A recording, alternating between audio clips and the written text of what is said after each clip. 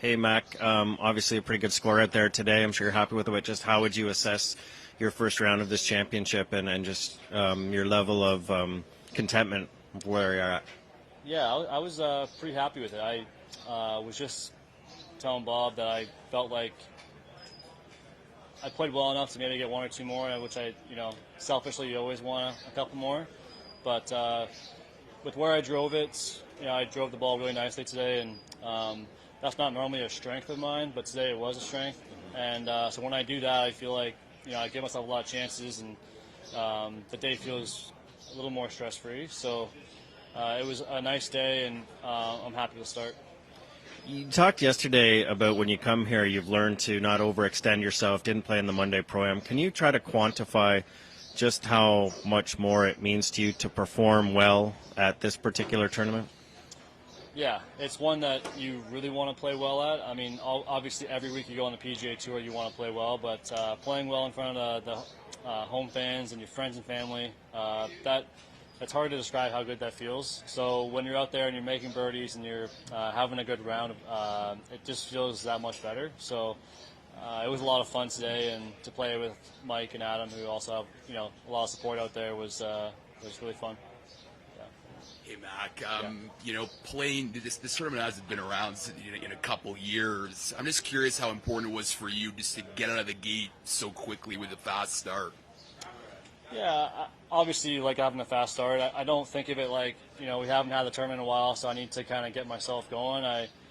Any tournaments, you're kind of working yourself into on Thursday, and you can't win it on Thursday, but you can play your way out of it. So got off to a nice start, and hopefully keep it going.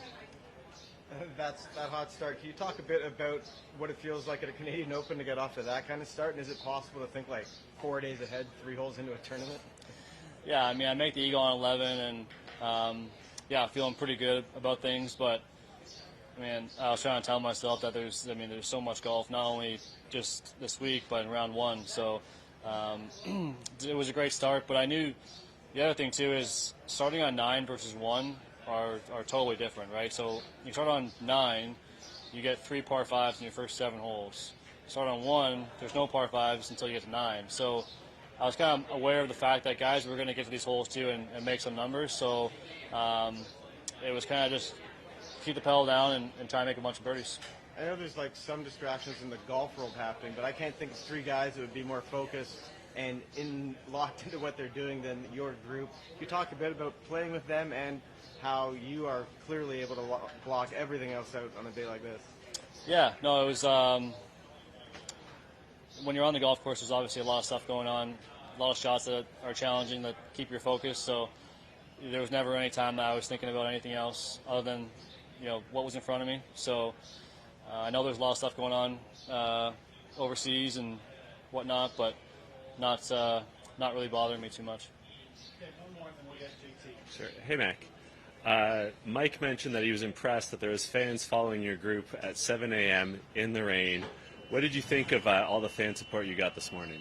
It was awesome. Everyone was out early, which, we were up at 7 a.m., which I thought there wouldn't be too many people out that early with the weather. So, yeah, it was fantastic, and felt that all the way around. I know playing with Mike, you're drawing a few extra people, so it was a really fun day.